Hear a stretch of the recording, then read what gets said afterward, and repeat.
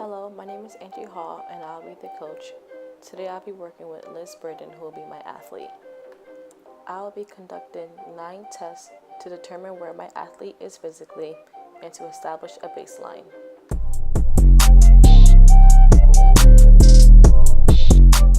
Before all activity, I will measure Liz's resting heart rate. I will take her heart rate for 30 seconds and then multiply it by 2. I will take my index and middle finger and place it on her carotid artery and hold it in place for 30 seconds.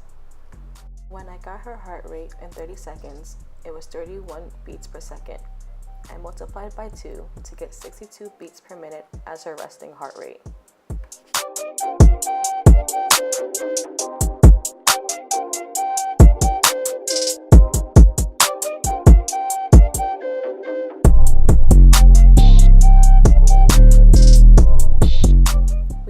Blood pressure to determine how efficiently our athlete's heart is pumping.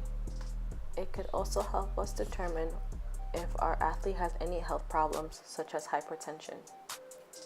To take blood pressure, I made sure my athlete was sitting down in a relaxed position with her elbow flexed.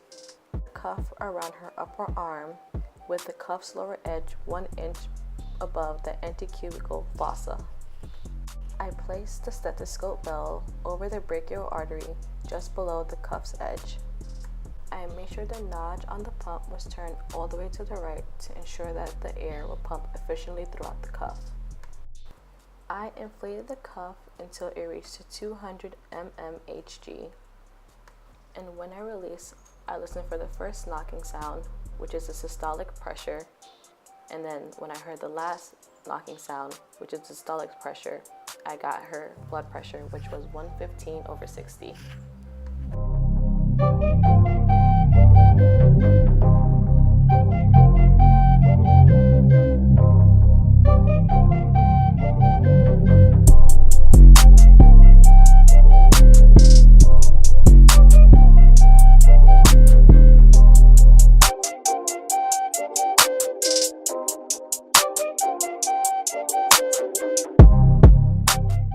We take skin fold measurements to determine how much body fat the athlete is holding.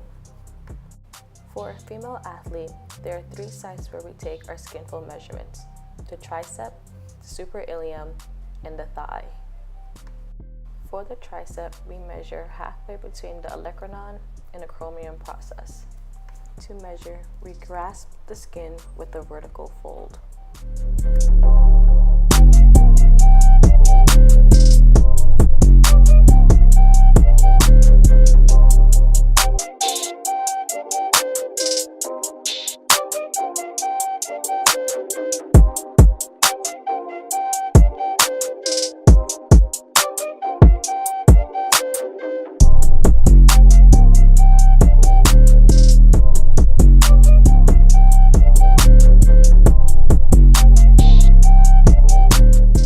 For the superilium, we grasp a diagonal fold just above and slightly forward of the crest of the ilium.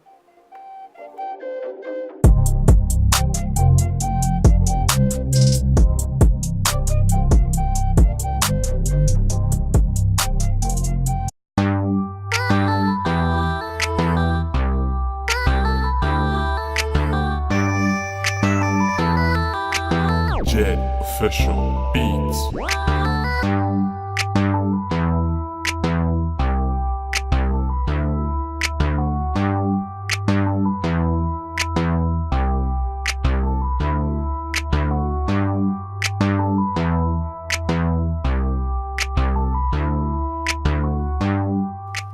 For the thigh measurement, we locate the hip and the knee joints and find the midpoint on the top of the thigh.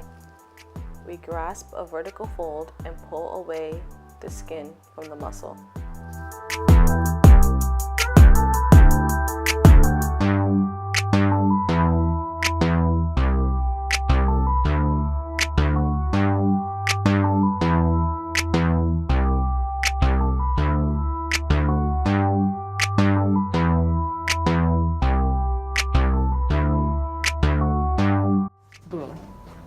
So we're going to stand shoulder width apart, heels to the board,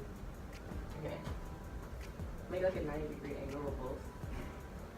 Place this above your head, and then Or leave it on my head? No. press upward, and then just squat down.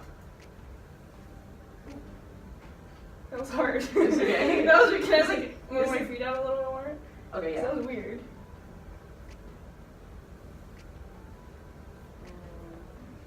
Other one?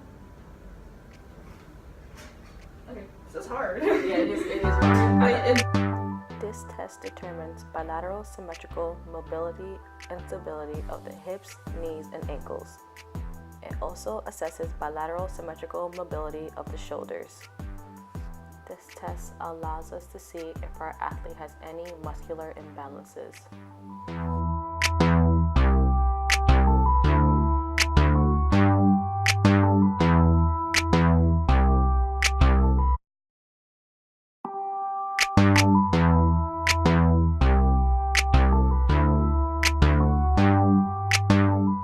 To determine lower body strength, I will have Liz perform a 5-rep max back squat.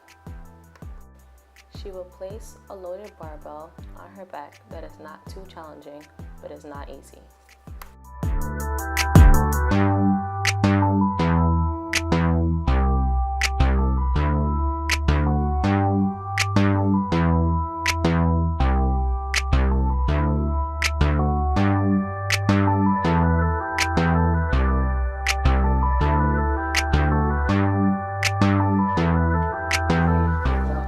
To determine the power of the lower body, we will use the vertex to measure the vertical jump. With Liz's arm fully extended upward, we will take her standing reach. After that, we will move the vertex slightly up and have the athlete jump 3 more times to determine how high she can jump. So squat, like do like a squat. Good.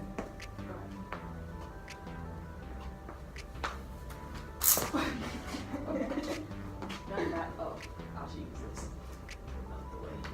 This is my phone. Does that count? Oh. Yeah. What if I can't go any higher? That's fine. Let's just see this 2 more times. Oh, look at that. Oh my gosh! One more. I'll get this one. As you should.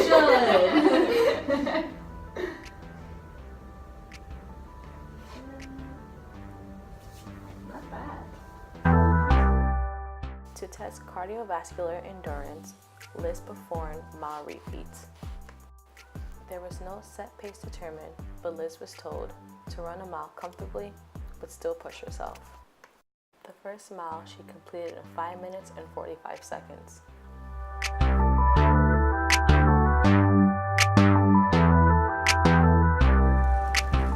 Here is mile 2, where Liz completed in 5 minutes and 42 seconds.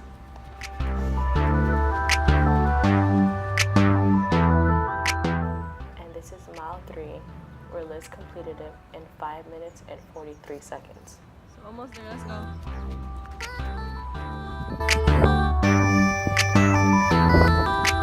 Jed Official Beats. To test for speed, I had Liz sprint for 70 meters.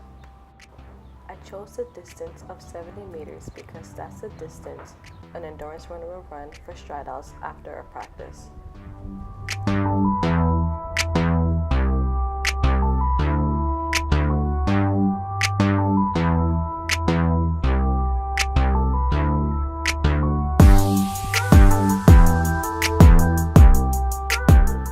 And to test for agility, I had Liz perform the T-test.